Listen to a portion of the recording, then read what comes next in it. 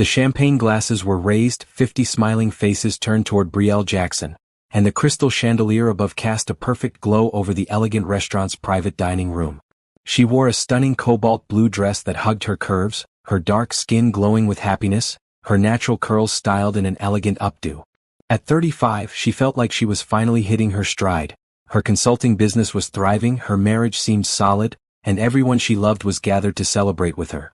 "To my beautiful wife," Trevor said, standing at the head of the table with his glass raised. His smile looked strange, tight around the edges, but Brielle dismissed it as nerves. He'd never been comfortable speaking in front of crowds. 35 years of you blessing this world with your presence." Brielle's mother dabbed at her eyes. Her best friend Nicole grinned and raised her glass higher. Her business partner Jerome nodded approvingly. Even Vanessa, Trevor's colleague who Brielle had only met a handful of times, smiled warmly from her seat near the back. "We've been together for 12 years, Trevor continued. "And I have something important to give you tonight." Brielle's heart fluttered. Was this a surprise gift? A romantic gesture? She smiled up at him, feeling the love and anticipation in the room. Trevor reached into his jacket pocket and pulled out a manila envelope. "This has been a long time coming." He walked around the table and placed it in front of her plate. The room fell silent, everyone leaning forward with curiosity. Brielle's fingers trembled slightly as she opened the envelope, still smiling, still expecting something wonderful. The smile died on her face. Divorce papers. The words swam before her eyes. Petition for dissolution of marriage. Her name. His name. Today's date. "What is this?" Her voice came out as a whisper. "I think it's pretty clear," Trevor said, his voice loud enough for everyone to hear. "I want a divorce. I've been unhappy for years and I'm done pretending." The room erupted. Brielle's mother gasped. Nicole jumped to her feet. Jerome's chair scraped backward. But Brielle sat frozen, staring at the papers, her mind unable to process what was happening. "You're doing this here?" Nicole shouted. "At her birthday party?" "I wanted everyone to know at once," Trevor said calmly, almost casually. "No point in dragging it out. Brielle, I've already moved my essential things out of the house. My lawyer will be in touch about the business and assets." The business. Her business. The consulting firm she'd built from nothing while he was supposedly supporting her. Brielle looked up at him, really looked at him. This man she'd shared a bed with, built a life with, trusted completely. His expression was cold, detached. This wasn't a momentary crisis or a terrible joke. This was planned. Calculated. Cruel. "Why?" she managed to ask. "Does it matter?" He shrugged. "We want different things. I need to move forward with my life." "We." The words stuck in her throat. Trevor's eyes flickered toward Vanessa for just a second, but it was enough. Brielle saw the truth in that glance. The woman sitting at the back of the room, wearing a cream-colored dress and a barely concealed smirk, wasn't just a colleague. She was the reason. "You need to leave," Jerome said, standing up and moving toward Trevor. "Right now." "I'm leaving," Trevor said, straightening his jacket. "Happy birthday, Brielle." He walked out of the private dining room without looking back. Vanessa stood up moments later, grabbed her purse and followed him. The door closed behind them with a soft click that sounded like a gunshot in the silence. Then everyone started talking at once. Her mother rushed to her side. Nicole was crying and cursing. Her cousin was on the phone, presumably calling someone to come hurt Trevor. But Brielle just sat there, staring at the divorce papers, her birthday cake sitting untouched in the center of the table with 35 candles waiting to be lit. The betrayal cut deeper than any physical pain she'd ever felt. Not just that he wanted to leave, but how he did it. In front of everyone. At her celebration. With the other woman present to witness her humiliation. This was designed to destroy her, to break her spirit, to make her feel small and worthless. "Brielle, honey, say something," her mother pleaded, gripping her hand. But what was there to say? Her marriage was over. Her husband had publicly humiliated her. Her birthday party had turned into a spectacle of betrayal. Everyone would remember this night, would whisper about it, would pity her. She stood up slowly, her legs shaking but holding. She looked around at all the concerned faces, the anger, the sympathy, the shock. Then she did something that surprised everyone, including herself. She smiled. It wasn't a happy smile or a genuine one. It was something else entirely. Something cold and calculating that she didn't even know she was capable of. "Thank you all for coming," she said, her voice steady despite the storm raging inside her. "I'm sorry the evening ended this way. Please enjoy the food and drinks. It's all paid for." I need to go home now. I'm coming with you, Nicole said immediately. No. Brielle shook her head. I need to be alone tonight. I need to think. She picked up the divorce papers, folded them carefully, and placed them in her purse. Then she walked out of the restaurant with her head held high, her heels clicking against the marble floor, leaving behind a room full of people who had no idea that they'd just witnessed the birth of something dangerous. Trevor thought he'd broken her. He thought public humiliation would make her weak, desperate, willing to accept whatever scraps he threw her way. He had no idea what he'd just unleashed. Brielle drove home in complete silence. No music. No crying. Just the sound of her breathing and the hum of her car engine. The luxury townhouse she'd bought 3 years ago looked dark and empty when she pulled into the driveway. Trevor had said he'd moved his essential things out, and apparently he'd done it while she was getting ready for her party. She walked through the front door and immediately noticed the gaps. His shoes were gone from the entryway. His jacket was missing from the hall closet. The photos of them together were still on the walls, but they looked like lies now, frozen moments of a marriage that had apparently been dead for years. How had she not seen it? How had she missed the signs? Brielle changed out of her beautiful dress and into comfortable clothes, moving through the motions mechanically. Then she sat down at the kitchen island with a glass of water and the divorce papers. She read through them carefully this time, and with each paragraph her shock transformed into something sharper. He was asking for half of everything. The house, the savings, and most shockingly 50% ownership of Jackson Consulting Group, her company, the business she'd built from absolutely nothing. Trevor had been listed as co-owner on the business documents, but only because her accountant had suggested it for tax purposes when they got married. He'd never been involved in the actual work. He had his own job at a marketing firm. Or at least that's what she'd thought. She grabbed her laptop and started searching. If he'd been planning this, there would be evidence. People like Trevor, people who could smile and plot at the same time, always left traces. It took her 3 hours, but she found it. His email was still logged in on the home computer, something he'd apparently forgotten in his rush to humiliate her and leave. Brielle's hands trembled as she scrolled through months of correspondence between Trevor and Vanessa. The affair had been going on for almost a year. But it wasn't just an affair. It was a business partnership. Trevor and Vanessa had been planning to start their own consulting firm, using Brielle's client list, her business model, her reputation. They'd been waiting for the right moment to make their move. Once we have access to her clients and the business assets, we can launch immediately, one email read. She won't even see it coming. By the time the divorce is final, we'll have everything we need. Another email from 3 months ago made her stomach turn. The birthday party announcement is perfect. Public humiliation will make her emotional and careless. She'll just want it over with quickly. We can get her to sign anything. They had planned this meticulously. The cruelty wasn't just spite, it was strategy. Brielle kept reading, documenting everything. She took screenshots of every incriminating email, every document, every plan they'd made to destroy her life and steal her work. Then she found something even worse. Trevor had been slowly transferring money from their joint savings account into a private account she didn't know about. $20,000 over the past 6 months, moved in small increments that wouldn't immediately trigger alerts. He'd also taken out a home equity loan against their house. Her house, the one she'd made the down payment on, without her knowledge. The signature on the loan documents looked like hers, but she'd never seen these papers before in her life. He'd forged her signature. That wasn't just betrayal. That was fraud. That was a crime. Brielle sat back, her mind racing. The shock was wearing off, replaced by something cold and clear. Trevor thought he was smart. He thought his careful planning and public humiliation would break her. He thought she'd be so desperate to escape the embarrassment that she'd sign whatever papers he put in front of her. He was wrong. She wasn't broken. She was angry. And anger, properly channeled, could be more powerful than love ever was. Brielle opened a new document on her laptop and started making a list. Every asset, every account, every piece of evidence she'd found. Then she started a second list. Lawyers, accountants, business advisors she'd worked with over the years. People who knew her work, and knew that Trevor had nothing to do with her success. Her phone buzzed with texts from Nicole, her mother, Jerome, and at least a dozen other people from the party. She ignored them all. She needed to focus. At 3 in the morning, Brielle finally closed her laptop. She'd copied every file she needed, documented every transaction, and compiled a timeline of Trevor's betrayal. She had evidence of his affair, his business plans with Vanessa, the money he'd stolen, and the forged signature on the loan. She went upstairs to her bedroom, the bed that suddenly felt enormous and cold.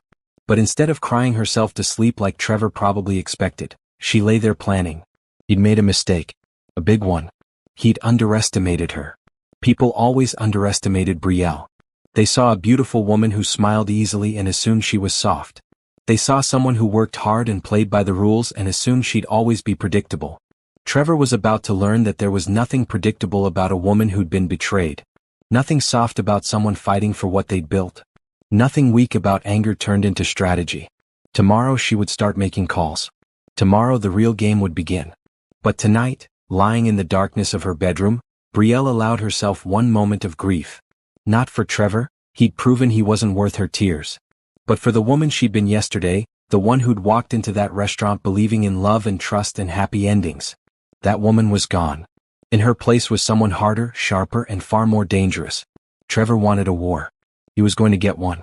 And he was going to lose. Brielle woke up at 6 in the morning with perfect clarity. She made coffee, took a shower, and dressed in one of her power suits, a charcoal gray ensemble that meant business. Then she started making calls. The first was to Diane Porter, the best divorce attorney in the city. They'd met at a networking event 2 years ago, and Diane had given Brielle her card with a comment that always stuck. Hope you never need me professionally, but if you do, call immediately. Diane Porter's office, the receptionist answered. This is Brielle Jackson. I need to speak with Diane today. It's urgent. Miss Porter's calendar is fully booked this week. Tell her it's Brielle Jackson, and I have documentation of fraud, forgery, and theft by my soon-to-be ex-husband. Tell her he served me with divorce papers at my birthday party last night in front of 50 witnesses. She'll make time. There was a pause. Please hold. 30 seconds later, Diane's sharp voice came on the line. Brielle, I heard about last night. Half the city is talking about it. Come to my office at 9. Bring everything you have.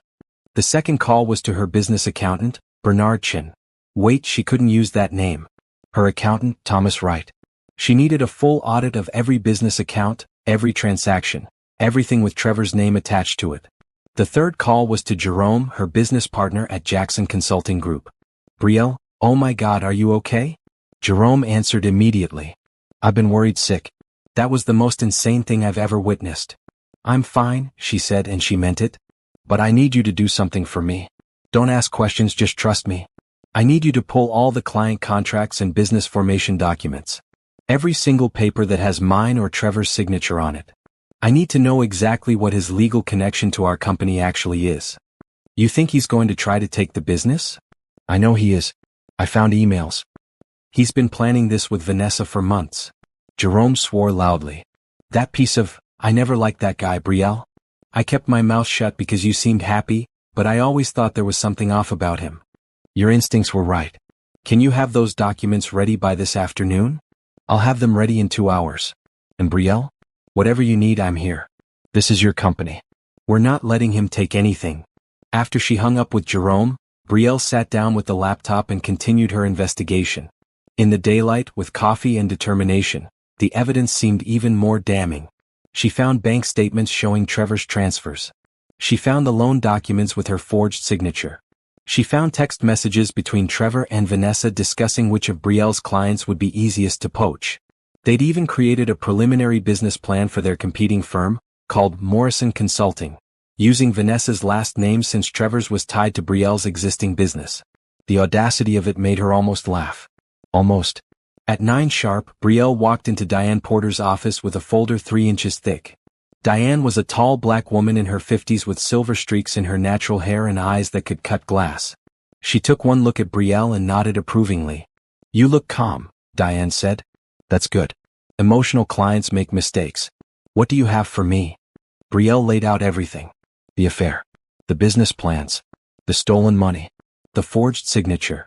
She showed email after email, document after document. Diane's expression grew darker with each piece of evidence. This isn't just a divorce case, Diane finally said. This is fraud, forgery, and conspiracy to commit theft. Your husband is an idiot. Can we stop him? Stop him? Honey, we're going to destroy him. Diane leaned back in her chair. Here's what we're going to do. First, we're filing a countersuit with all of this evidence attached. Second, we're filing for an emergency court order to freeze all joint assets pending investigation. Third, we're going to have a forensic accountant go through every transaction. Fourth, I'm recommending you report the forged signature to the police. That's a criminal matter. Will that complicate the divorce? It'll complicate his life, which is exactly what he deserves. But here's the thing, Brielle. I need to know what you want out of this. Do you want a quick settlement? Do you want to drag this out? Do you want revenge? Brielle thought about Trevor's face last night. The coldness in his eyes. The smirk on Vanessa's face. The humiliation in front of everyone she loved. I want what's mine, she said firmly. Every dollar he stole, every asset that's legally mine, and complete control of my business. I want him to have nothing he didn't earn himself. And I want everyone to know exactly what kind of man he is. Diane smiled.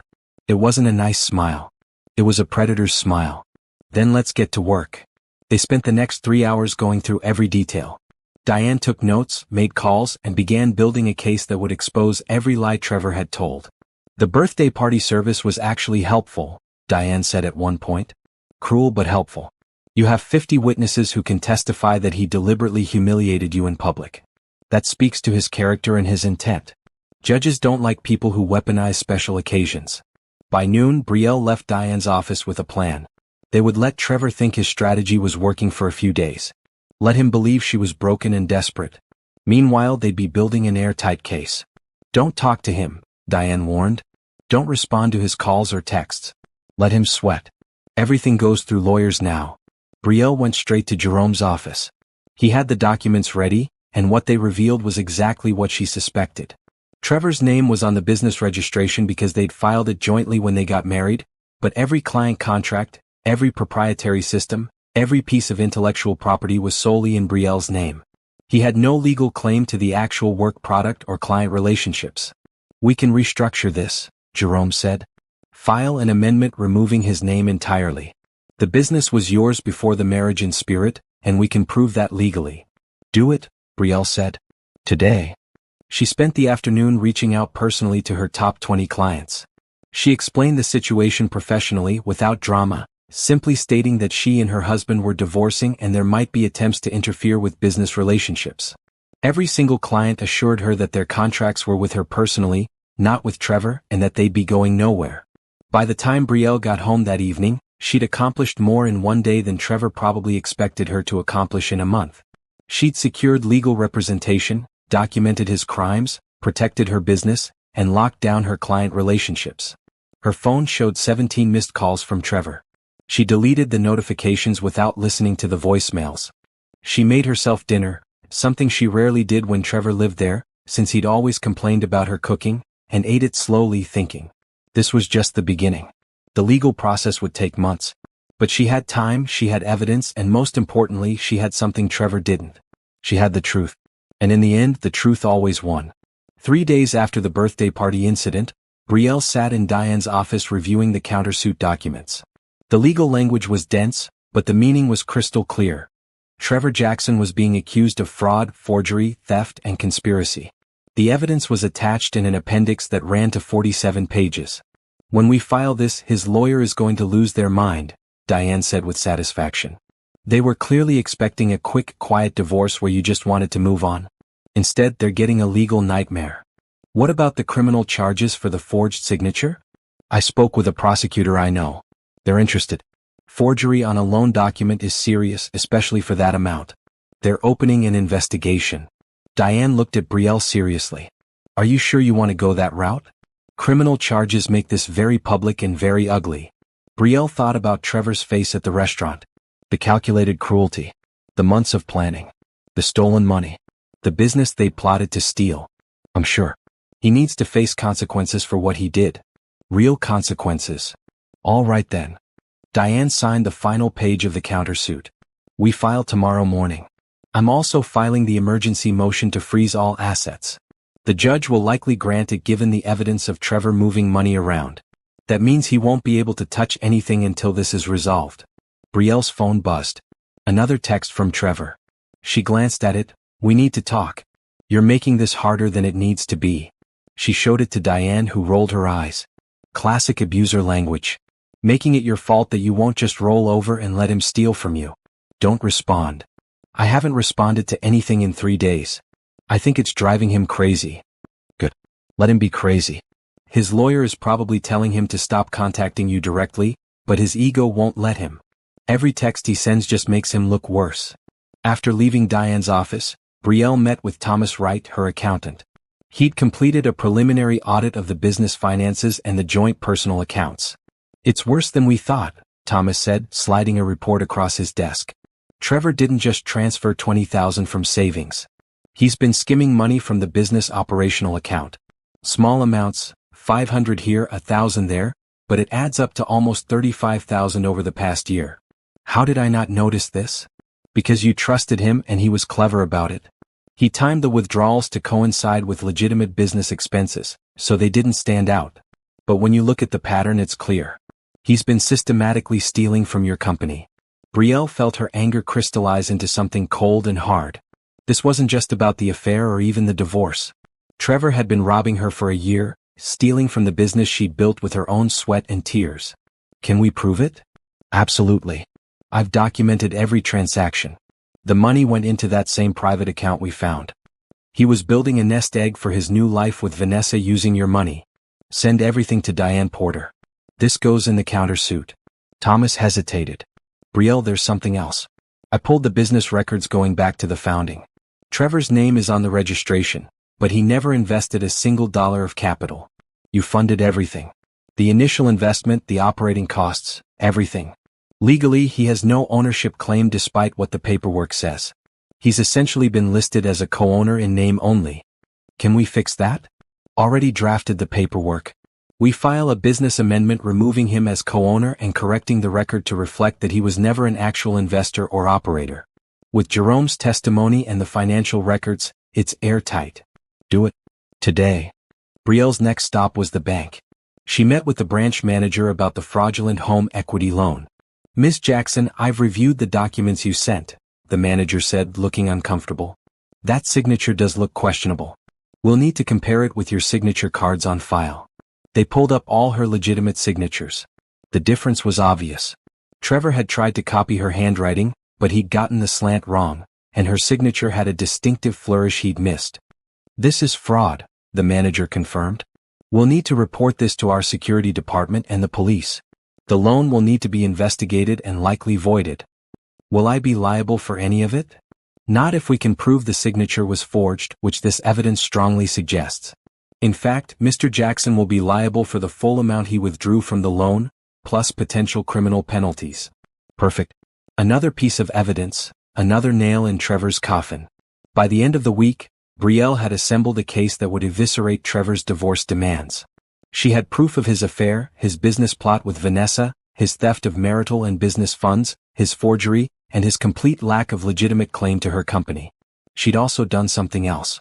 She'd started documenting everything about their marriage. She pulled photos showing her at business conferences while Trevor stayed home. She gathered emails proving she'd made all major decisions about the company. She compiled tax returns showing her income was 5 times his. She even got statements from clients about who they'd actually worked with, her, never him. Trevor had spent months planning to destroy her. But he'd made one critical mistake. He'd assumed she was weak. He'd assumed public humiliation would break her spirit and make her desperate to escape quickly. Instead, it had made her focused, determined, strategic. On Friday, exactly 1 week after the birthday party, Diane's office filed all the documents. The countersuit, the emergency asset freeze, the business amendments. Everything hit the court system at once. Trevor's lawyer called Diane within 2 hours. The conversation lasted 15 minutes, and when Diane hung up, she was grinning. His lawyer had no idea about any of this. Trevor never told them about the stolen money, the forged signature, or the business plot. They're furious with him. She basically said they're going to have to completely reassess their strategy. What did you tell her? I told her that my client wants every stolen dollar returned, full ownership of her business confirmed, full ownership of the house, and Trevor can have whatever legitimate assets he brought into the marriage, which amounts to a 10-year-old car and about $5,000 in his personal checking account. What did she say? She asked if we'd consider mediation. I said no. I said we're going to court, we're putting everything on the record, and we're pursuing criminal charges. She sounded like she wanted to cry. Brielle felt a grim satisfaction. This was just the beginning. The legal process would take months, maybe a year. But she had time. More importantly, she had truth, evidence, and a righteous anger that would sustain her through every court date, every motion, every moment of this battle. Trevor had wanted to humiliate her, to break her, to steal what she'd built. Instead, he'd awakened something he couldn't control. A woman who'd spent 12 years being kind, trusting, and generous was gone. In her place stood someone who understood exactly how the world really worked and was ready to fight with every weapon at her disposal. The game had changed. And this time Brielle was playing to win. Monday morning, Brielle walked into her office building with her head high. The news about her birthday party had spread through the business community, and she could feel eyes on her as she moved through the lobby. Some looks were sympathetic. Others were curious. A few seemed almost gleeful, the way people get when watching someone else's drama unfold. She ignored them all. Jerome was waiting in her office with coffee and determination. The business amendment was filed Friday afternoon. Trevor Jackson is officially removed from all company documents. Jackson Consulting Group is 100% yours. How fast did you file it? Same day you asked. I wasn't taking chances. If Trevor and Vanessa were planning to make a move on the business, I wanted to cut them off legally before they could try anything. Brielle nodded. What about the staff? Do they know what's happening? I called a team meeting this morning. Everyone's in the conference room waiting. I figured you'd want to address this directly rather than letting rumors fill in the gaps. Smart. Brielle grabbed her coffee and headed to the conference room. Her team of 12 consultants looked up when she entered. She could see the questions in their eyes, the concern, the awkwardness of not knowing what to say. I'm sure you've all heard about what happened at my birthday party, Brielle began, deciding to address it head-on. My husband served me with divorce papers in public. It was designed to humiliate me and shake my confidence. A few people shifted uncomfortably. Others looked angry on her behalf. What you might not know is that Trevor has been planning to steal from this company. He and his partner Vanessa Morrison have been plotting to poach our clients and start a competing firm using our proprietary methods and client relationships. Now everyone looked shocked. These were people who'd worked hard to build the company alongside her. The idea that someone had been planning to destroy what they'd created together was personal for all of them. I want to assure you that I'm handling it legally. Trevor has been removed from all business documents. He has no claim to this company, our clients, or our work. I've personally contacted our major clients to let them know about the situation, and every single one has confirmed their loyalty to us. What about Vanessa? Asked Patricia, one of their senior consultants. Isn't she going to try something? Let her try. We have documentation of their entire plan. If they attempt to contact our clients or use our methods, we'll pursue legal action for theft of intellectual property and tortious interference. But honestly, I don't think they will. They were counting on me being broken and distracted. I'm neither. The room was quiet for a moment. Then Jerome started clapping. Within seconds, the entire team was applauding. It wasn't sympathy. It was respect. After the meeting, Brielle spent the day doing what she did best, working. She had 3 client presentations scheduled, and she delivered each one with precision and confidence. If anyone expected her to be falling apart, they were disappointed. Between meetings, she got a call from Diane. The judge granted the emergency asset freeze. Everything is locked down. Trevor can't touch the joint accounts, can't sell any marital property, can't make any major financial moves. His lawyer is having a meltdown. Good. There's more. The bank confirmed the signature on the home equity loan is fraudulent.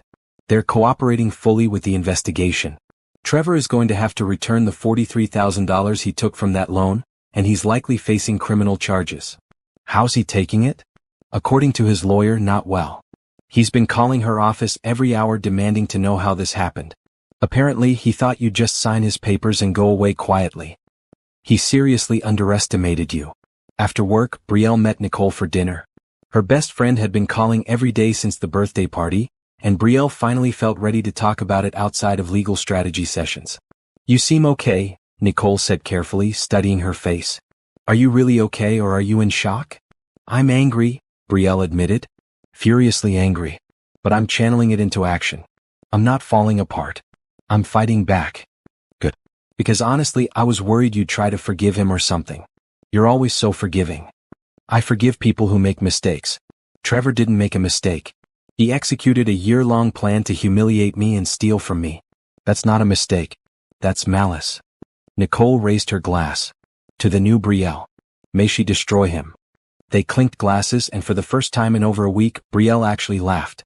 Over the next 2 weeks, Brielle systematically secured every aspect of her business.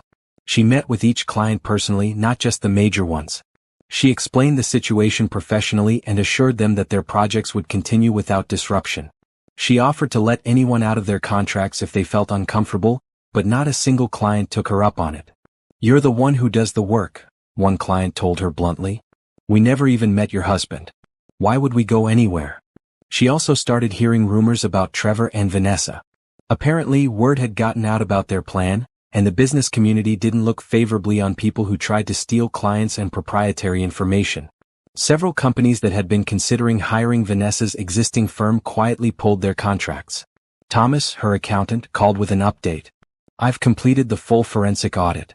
The total amount Trevor stole from business and personal accounts is $68,000. All of it traceable directly to his private account. The pattern is clear and undeniable." "What's he saying about it?"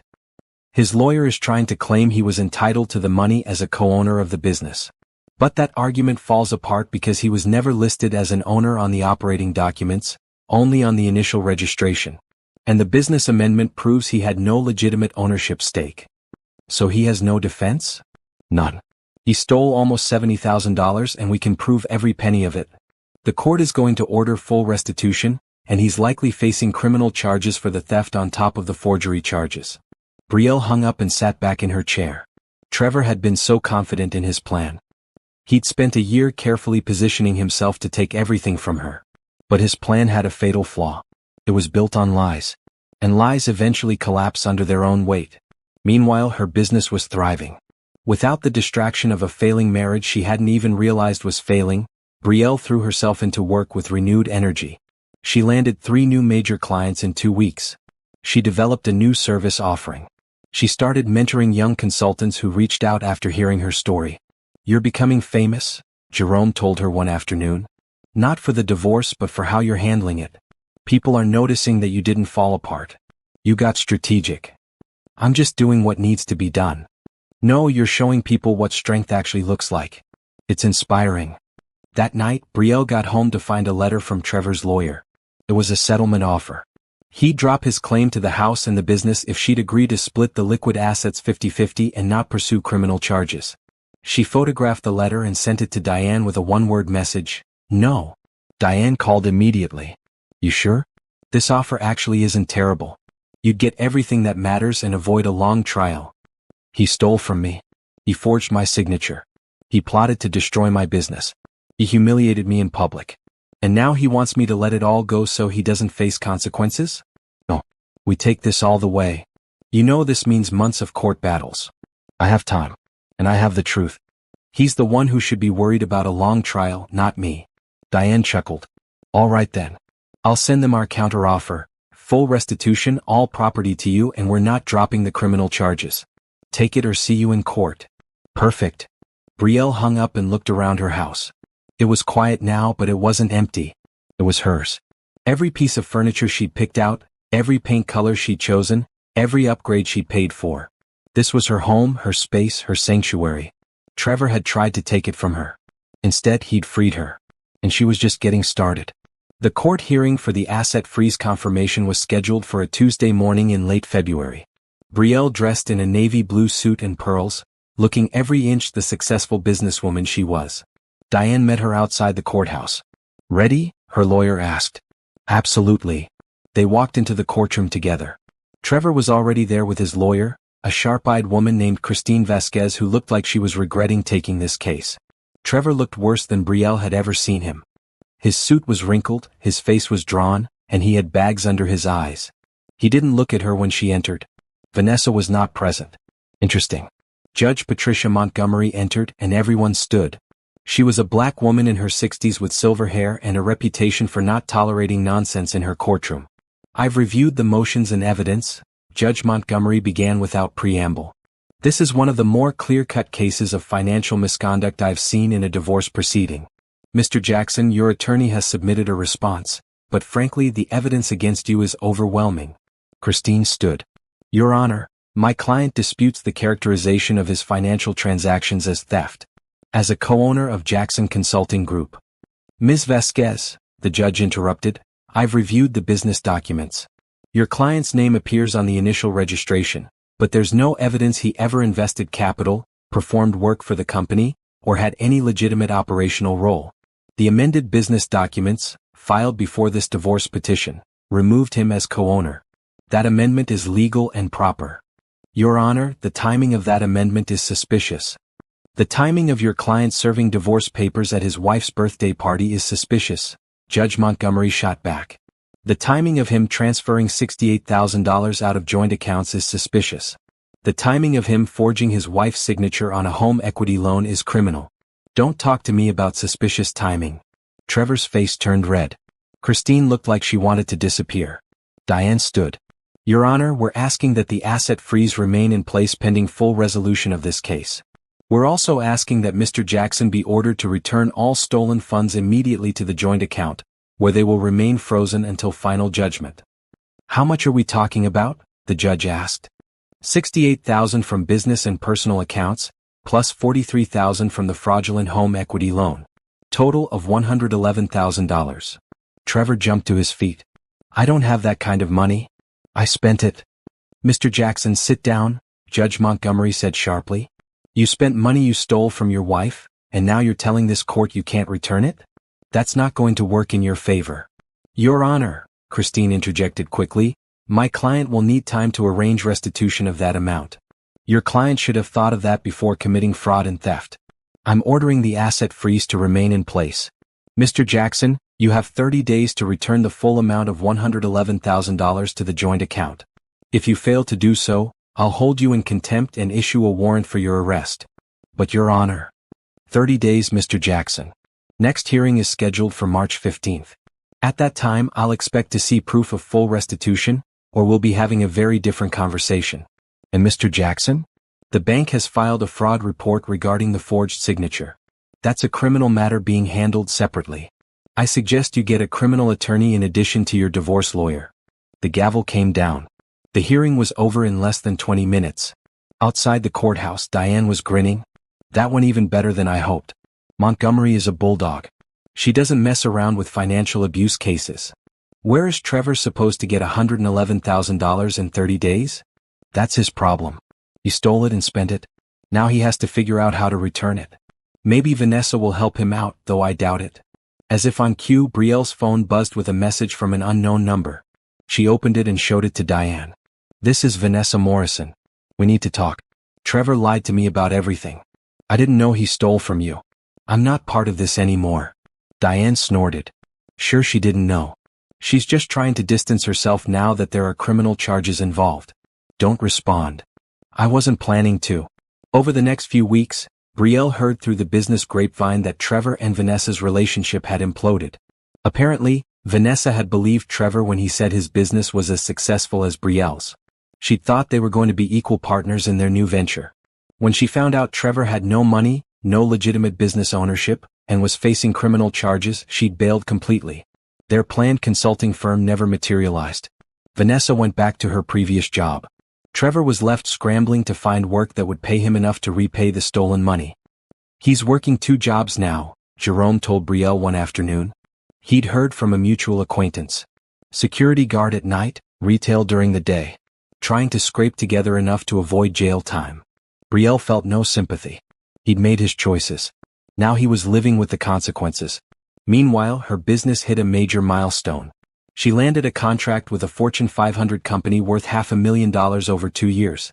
The CEO specifically mentioned that he'd heard about her handling of a difficult personal situation with grace and strength, and that's the kind of person he wanted to work with.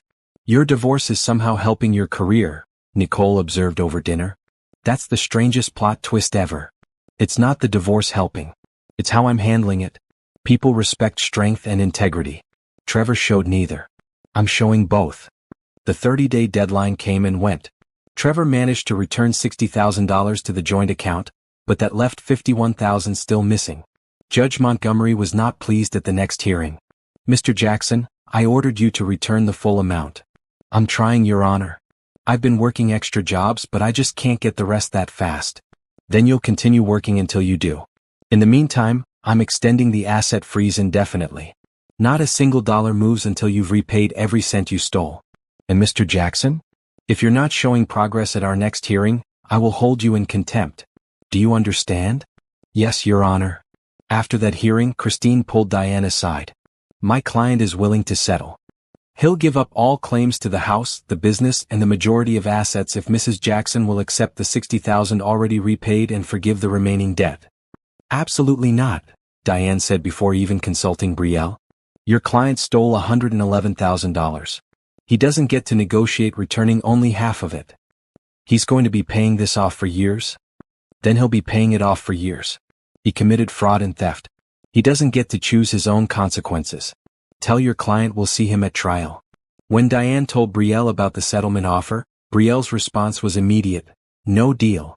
He pays back every dollar or we go to trial and let a judge decide.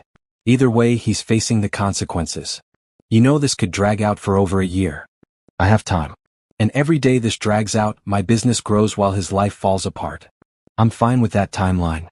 Diane smiled. You've changed since that first meeting. I had to. The old Brielle would have taken the settlement just to make the pain stop. The new Brielle understands that short-term pain leads to long-term justice. That weekend, Brielle treated herself to something she'd always wanted but never bought because Trevor said it was too expensive. A luxury vacation to the Caribbean. She spent a week on a beach, reading books, swimming in crystal-clear water, and not thinking about courts or lawyers or stolen money. She did think about her future, though. For the first time in 12 years, her future was entirely her own. She could build whatever life she wanted without considering anyone else's opinions or needs. It was terrifying. It was exhilarating. It was freedom. And when she got back to reality, she was ready to finish what she'd started. Spring arrived with warm sunshine and new opportunities. Brielle's business was busier than ever.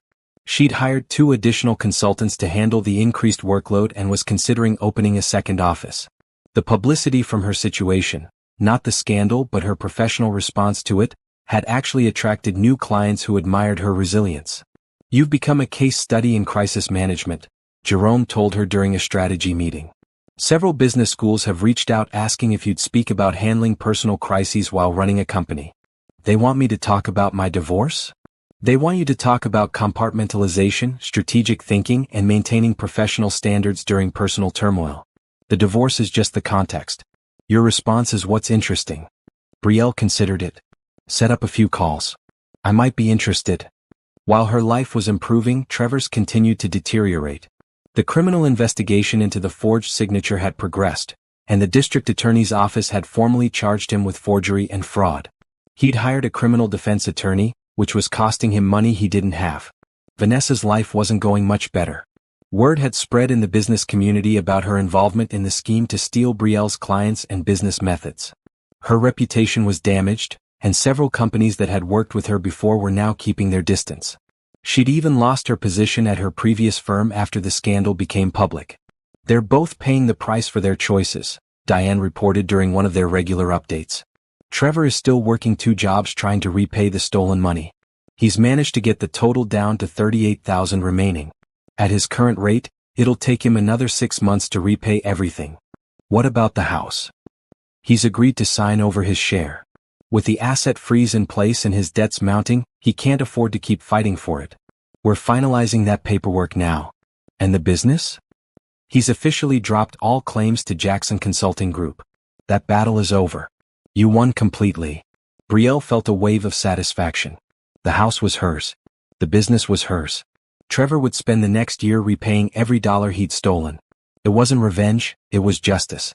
But the criminal case was still pending, and that was where things got interesting. Trevor's criminal defense attorney tried to negotiate a plea deal. They offered to plead guilty to a lesser charge in exchange for probation and restitution. The prosecutor called Diane to get Brielle's input as the victim. What do you think? Diane asked. If he pleads guilty, you're guaranteed restitution and he gets a criminal record. If it goes to trial, there's always a small chance a jury could be sympathetic to him. What's your honest assessment? Would a jury convict him? With the evidence we have? Absolutely. The forged signature is clear. The pattern of theft is documented. The emails showing premeditation seal the deal. But trials are unpredictable. Brielle thought about it carefully. A guilty plea would mean Trevor had to admit what he did. It would be on his record forever. He'd be a convicted felon. Tell the prosecutor I'll accept the plea deal if it includes a felony conviction, not a misdemeanor. He needs to admit to felony fraud. Otherwise we go to trial. That's going to make it harder for him to find work in the future. He should have thought about that before he forged my signature and stole $68,000 from me. The prosecutor agreed to Brielle's terms. Trevor's attorney tried to argue for a misdemeanor, but the prosecutor held firm. Eventually, faced with the choice between a guaranteed felony conviction with probation or a trial that could result in prison time, Trevor agreed to plead guilty to felony fraud. The plea hearing was brief.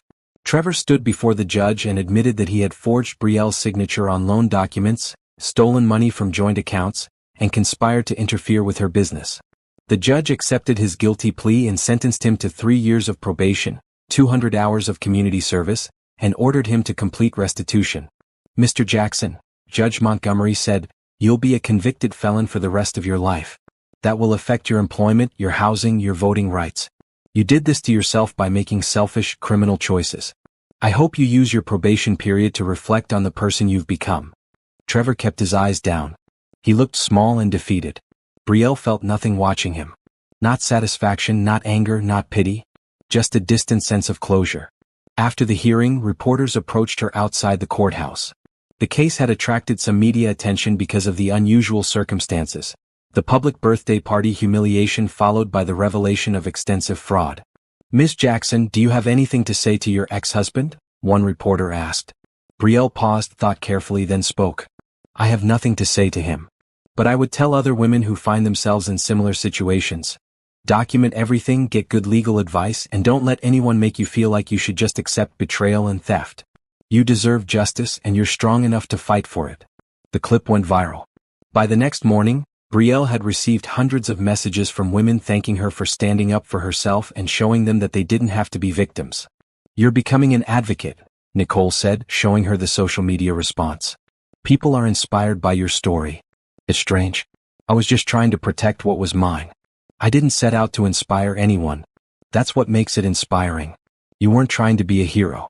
You were just refusing to be a victim. A week later, Brielle received an unexpected call from a major publishing house. They wanted her to write a book about her experience. Not a revenge story, but a practical guide for women navigating divorce, betrayal, and business protection. We've seen so many stories of women who lose everything in a divorce because they don't know how to protect themselves, the editor explained. Your case shows that with the right strategy and determination, you can not only survive but thrive. That's a message women need to hear. Brielle considered the offer. She wasn't a writer, but she did have a story to tell and lessons she'd learned the hard way. I'll think about it, she told the editor. That evening she sat in her home office, the one Trevor used to use but that was now entirely hers, and reflected on the past 6 months. She'd been betrayed, humiliated, and robbed. But she'd also discovered a strength she didn't know she had. She'd learned to fight strategically, to trust her instincts, and to refuse to accept less than she deserved. Trevor was now a convicted felon working 2 jobs to repay his debts. Vanessa's career was damaged, possibly permanently. Meanwhile, Brielle's business was thriving, she owned her home outright, and she had opportunities she'd never imagined. The betrayal had been devastating. But in a strange way, it had also been liberating. She was no longer the woman who'd walked into that birthday party trusting blindly. She was someone new, harder, wiser, and infinitely more capable. The old Brielle would have been afraid of that change. The new Brielle embraced it. Because sometimes the best revenge isn't revenge at all. It's building a life so good that your betrayer becomes irrelevant. And that's exactly what she was doing. By the time the final divorce hearing arrived in August, almost 9 months after Trevor's birthday party ambush, the outcome was a foregone conclusion. Brielle sat beside Diane in the courtroom, calm and prepared. Across the aisle, Trevor sat with Christine, looking tired and defeated. Judge Montgomery reviewed the settlement agreement that had been hammered out over months of negotiation. Let me make sure I understand the terms. Mr. Jackson, you're relinquishing all claims to the marital home, which will remain solely Mrs. Jackson's property. Yes, Your Honor, Christine confirmed. You're also relinquishing any claim to Jackson Consulting Group and acknowledging that you never had a legitimate ownership stake in the business. Yes, Your Honor. You've repaid $83,000 of the stolen funds, with the remaining $28,000 to be repaid over the next 6 months through a court-ordered payment plan. Yes, Your Honor. Mrs. Jackson retains all business assets, client relationships, intellectual property, and operational control of her company. She also receives the marital home free and clear, the contents thereof, and the jointly owned vehicle. Mr. Jackson receives his personal vehicle and his personal checking account, which currently contains approximately $3,000. That's correct, Your Honor, Diane said. And both parties agree that these terms represent a fair and equitable distribution of marital assets given Mr. Jackson's fraudulent actions and criminal conviction? My client agrees, Diane said firmly. Christine hesitated, then nodded. My client agrees. Very well. I'm granting the divorce. The marriage between Brielle Jackson and Trevor Jackson is hereby dissolved. Mr. Jackson, I want to be very clear about something. You came into this courtroom thinking you could humiliate and rob your wife, and instead you've left with a felony conviction, massive debt, and nothing to show for 12 years of marriage. I hope you've learned something from this experience, though I have my doubts. Trevor said nothing.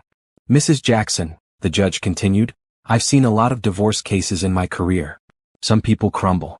Some people become vindictive. You did neither. You protected yourself legally, fought for what was rightfully yours, and conducted yourself with dignity throughout this entire process. That's commendable. Thank you, Your Honor, Brielle said quietly. This court is adjourned. The divorce is final. The gavel came down. Just like that, 12 years of marriage were officially over. Outside the courthouse, Diane hugged Brielle. You did it. Complete victory. It doesn't feel like victory. It just feels like closure. That's because you're not vindictive. You were never trying to destroy him. You were just protecting what was yours and making sure he faced consequences. Mission accomplished. Brielle looked back at the courthouse. Trevor had already left through a side exit, avoiding any potential confrontation or media attention. She wondered briefly if he felt any remorse, then decided it didn't matter. He was no longer her problem. I'm going to go home, take a long bath, and sleep for about 12 hours, Brielle said. You've earned it. Congratulations on your freedom. Freedom. That's what this was. For the first time in months, there were no pending court dates, no legal motions to review, no evidence to compile. The legal battle was over. Trevor was officially her ex-husband. The house was hers. The business was hers. Her life was hers. When Brielle got home, she walked through every room slowly, really seeing it for the first time as entirely her space. She'd already redecorated Trevor's office into a reading room. She'd repainted the bedroom in a color she loved but he'd hated. She'd rearranged furniture, replaced photos, and eliminated every trace of him. This wasn't the home they'd shared. This was her home. Her sanctuary. Her fresh start. Her phone buzzed with messages from friends and family congratulating her on the divorce being final. Nicole sent a gif of someone breaking chains. Her mother sent a prayer emoji and a heart. Jerome sent a message saying the team wanted to take her out to celebrate. Brielle responded to each message with gratitude, then put her phone away. She poured herself a glass of wine, sat on her back patio, and watched the sunset. She thought about the woman she'd been a year ago. That woman had trusted too easily, had compromised too much, had made herself smaller to accommodate someone who didn't deserve it. That woman would have been destroyed by betrayal. But she wasn't that woman anymore. The past 9 months had forged her into someone stronger, smarter, and more self-reliant. She'd learned to trust her instincts, to fight for herself, to demand what she deserved. She'd also learned something important. She didn't need anyone else to be complete. She'd built her business alone. She'd fought her legal battle alone. She'd survived the worst betrayal of her life alone. And she'd come out the other side not just intact, but thriving. The next morning, Brielle woke up early and went for a run. She'd started exercising regularly during the divorce as a way to manage stress, and now it was a habit she enjoyed. As she ran through her neighborhood in the cool morning air, she felt lighter than she had in years. At the office there was a surprise waiting. Her team had decorated the conference room with a banner that said, "Congratulations on your freedom," and brought in breakfast from her favorite bakery. "We wanted to celebrate," Jerome explained. "You've been so strong through all of this. You deserve to acknowledge what you've accomplished." "Thank you all," Brielle said, genuinely touched. "I couldn't have kept the business running smoothly without your support. You all stepped up when I needed it most." "That's what teams do," Patricia said. "And honestly, watching you handle this situation has been inspiring. You showed all of us what real strength looks like." The team celebration was brief but meaningful. Then it was back to work. Brielle had a full schedule: client meetings, project reviews, and a conference call with a potential new client worth 6 figures. During lunch, she got an email from the publishing house that had approached her about writing a book. They'd sent a formal contract with a substantial advance. The book would be a practical guide for women navigating divorce while protecting their assets and rebuilding their lives. Brielle read through the contract carefully. This would be a major commitment. Months of writing, revisions, publicity. But it was also an opportunity to help other women avoid the mistakes she'd made, like putting Trevor's name on her business documents or not protecting her assets before marriage. She called the editor back. "I'll do it. But I want to make sure the book is practical, not just my personal story. I want to include checklists, legal information, and actionable advice." "That's exactly what we want," the editor assured her. "Your story is the framework, but the value is in the lessons you learned." "When can you start?" "I'll start outlining this week. Give me 6 months for a first draft." After hanging up, Brielle felt a surge of excitement. This was more than just a book deal. It was a purpose. She could take the worst experience of her life and transform it into something that helped other women protect themselves. That evening, Jerome stopped by her office before leaving. "Can I ask you something personal?" "Of course." "Are you dating yet?" "It's been 9 months. You must be getting lonely." Brielle laughed. "Honestly, I'm not even thinking about dating. I'm too busy enjoying being alone. No one to compromise with, no one to accommodate, no one's needs to consider but my own. It's actually wonderful." "You deserve to be happy though. Don't close yourself off to the possibility of love again." "I'm not closed off. I'm just not searching for it. If it happens someday, fine. But I'm not going to rush into anything. I spent 12 years with the wrong person. I'd rather be alone for a while than make that mistake again." Jerome nodded. "That's fair. Just don't let what Trevor did make you think all relationships are like that." "I won't. But I will be a lot more careful next time. And I'll definitely be getting a prenuptial agreement." They both laughed at that. That night, Brielle started working on the book outline. She organized it into sections: recognizing the warning signs of financial abuse, protecting your assets before and during marriage, what to do when you discover betrayal, building a legal case, emotional survival strategies, and life after divorce. As she wrote, she realized something profound. Trevor's betrayal had been devastating, but it had also been transformative. She would never have discovered this depth of strength if she hadn't been forced to fight.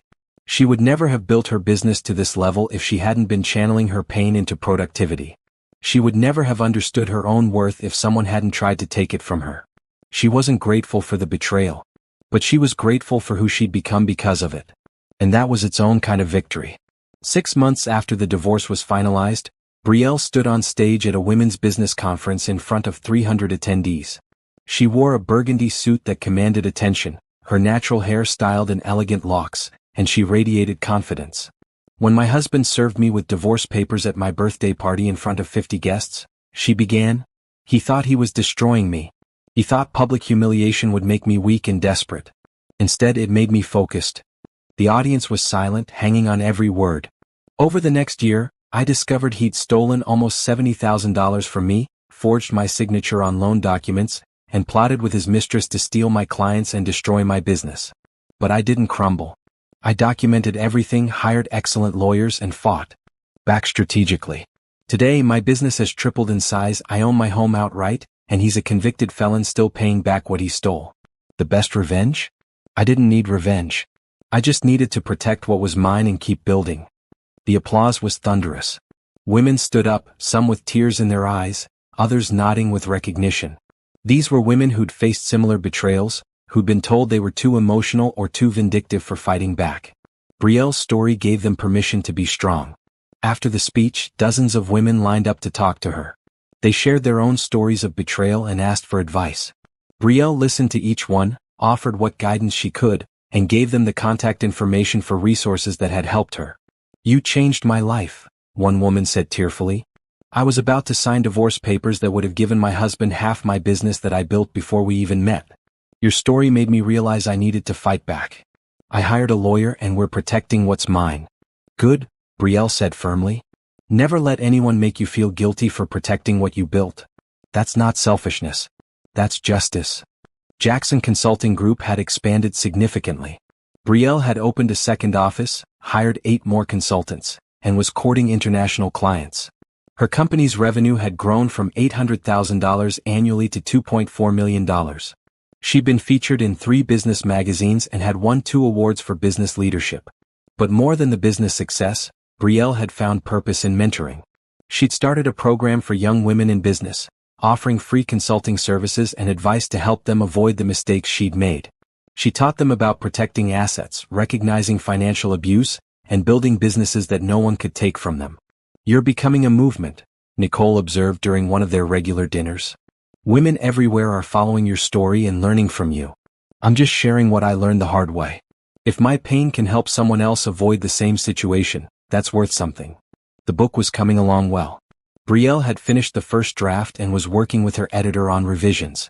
The publisher was excited about its potential, and advance copies were already generating positive reviews from women's advocacy groups. One afternoon, Brielle got an unexpected call from Vanessa Morrison. She almost didn't answer, but curiosity got the better of her. "Hello. Brielle, this is Vanessa. Please don't hang up. I have 30 seconds. What do you want?" "I wanted to apologize. I know it doesn't change anything, but I need you to know that I'm sorry for my part in what happened. Trevor lied to me about everything. His finances, his role in your business, even how your marriage ended. I believed him when he said you were the problem. I was wrong." Brielle was silent for a moment. "What happened to you wasn't my concern then, and it isn't now. You made your choices. You're living with the consequences. We have nothing to discuss." "I know. I wanted you to know that I see now what kind of man he really is. He's still calling me, asking for money, blaming everyone but himself for his situation. I've blocked him completely." "Good for you. Is that all?" "Yes. I'm sorry, Brielle. You didn't deserve what we did to you." "No, I didn't. Goodbye, Vanessa." Brielle hung up and immediately blocked the number. She didn't need Vanessa's apology or her explanations. The woman had participated in a plot to destroy her life. The fact that she now regretted it didn't erase her actions. Later that week, Jerome brought interesting news. "Trevor applied for a job at one of our competitor firms. They called me for a reference." "What did you tell them?" "The truth. That he had no legitimate role in our business despite claiming otherwise, that he was convicted of fraud and theft, and that they should probably look for other candidates.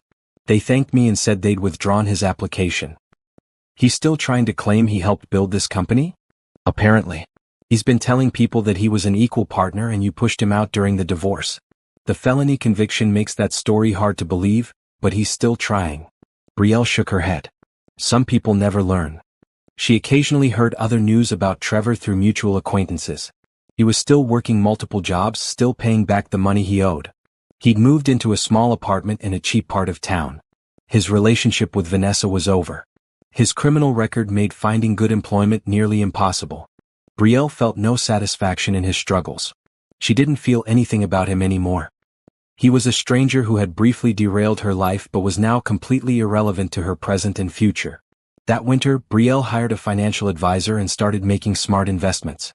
For years, she'd been so focused on building her business that she hadn't thought much about long-term wealth building.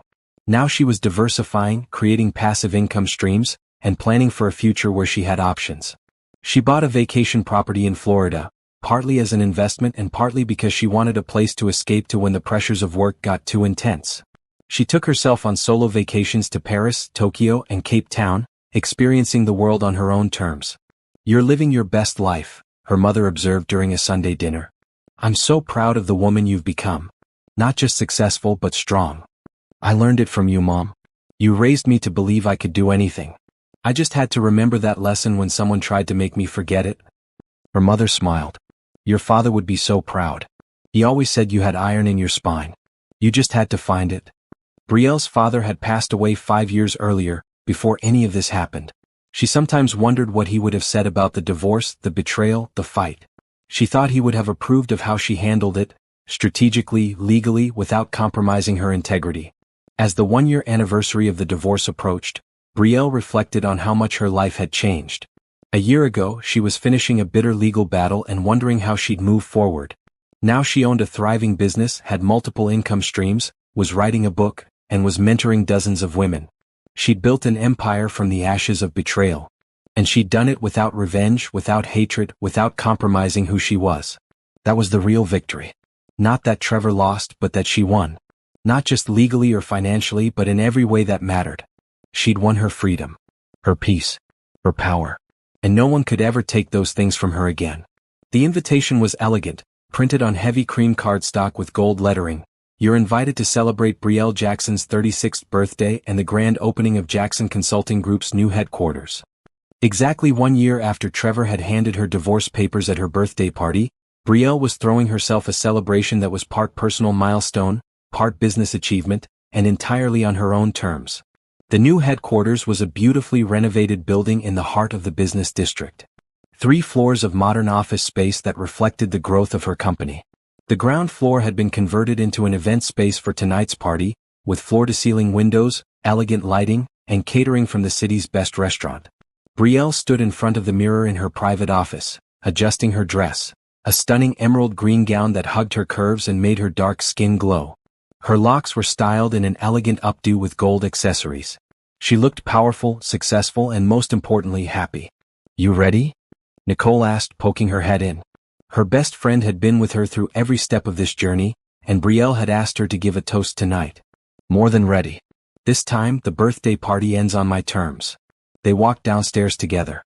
The event space was filled with over 100 guests, friends, family, colleagues, clients, and women from her mentorship program.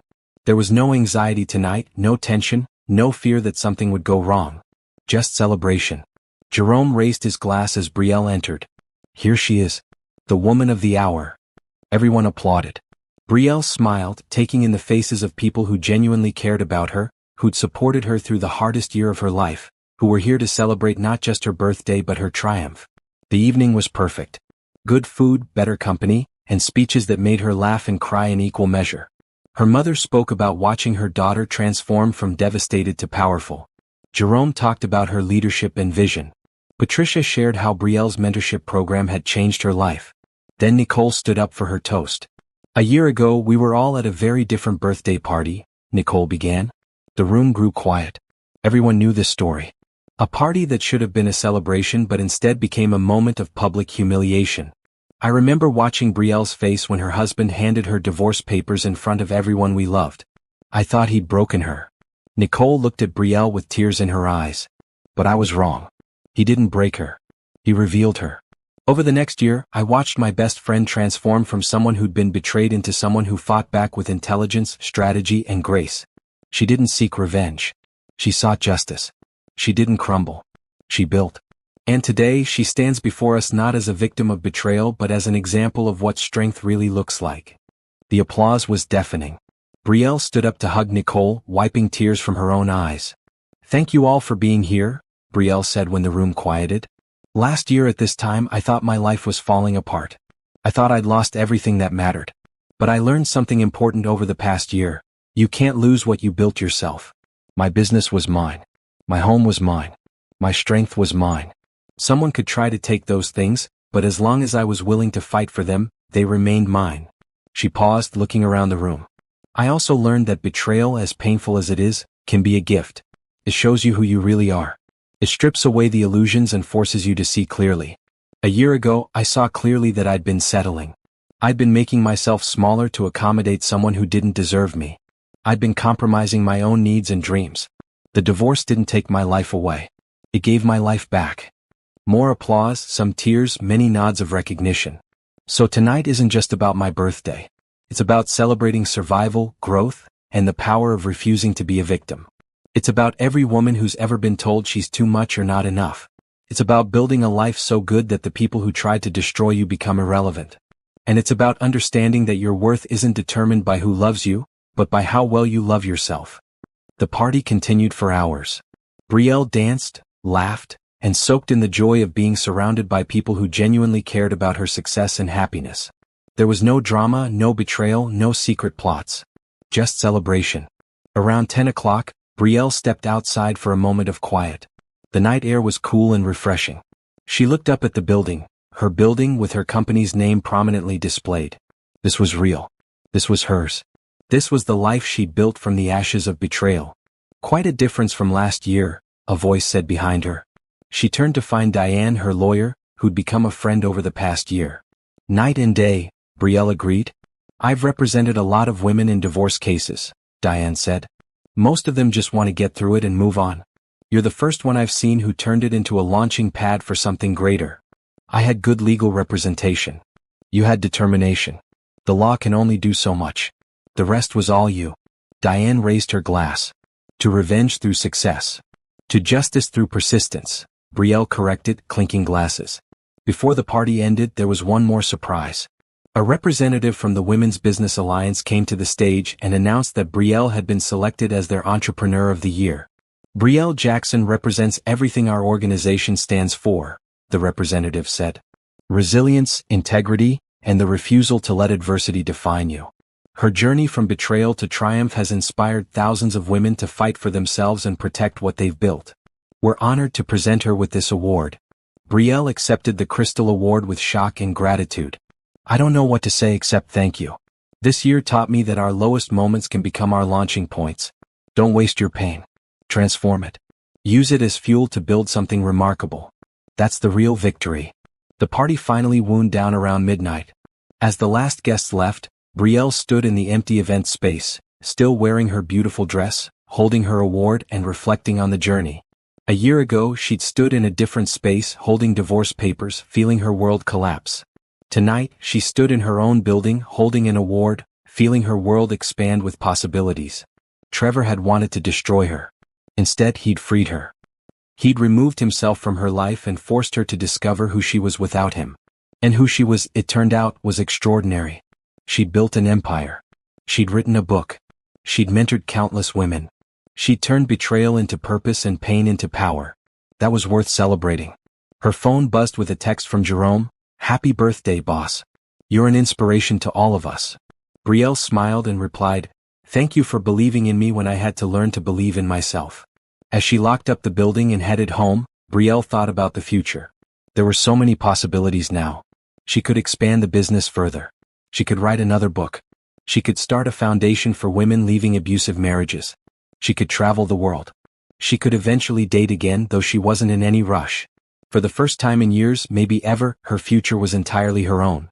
No compromises, no accommodations, no settling. Just endless possibility and the strength to pursue whatever she wanted. When she got home to her house, her beautiful, peaceful, entirely hers house, Brielle kicked off her heels, poured herself a glass of champagne, and sat on her patio looking at the stars. She thought briefly about Trevor, wondering where he was and what he was doing. Then she dismissed the thought. He was irrelevant. He was the past. This right here was her present and her future. Tomorrow she'd wake up to another day of building, growing, and thriving. She'd continue mentoring women, expanding her business, and living life on her own terms. She'd keep proving that betrayal doesn't have to destroy you, it can reconstruct you into something stronger.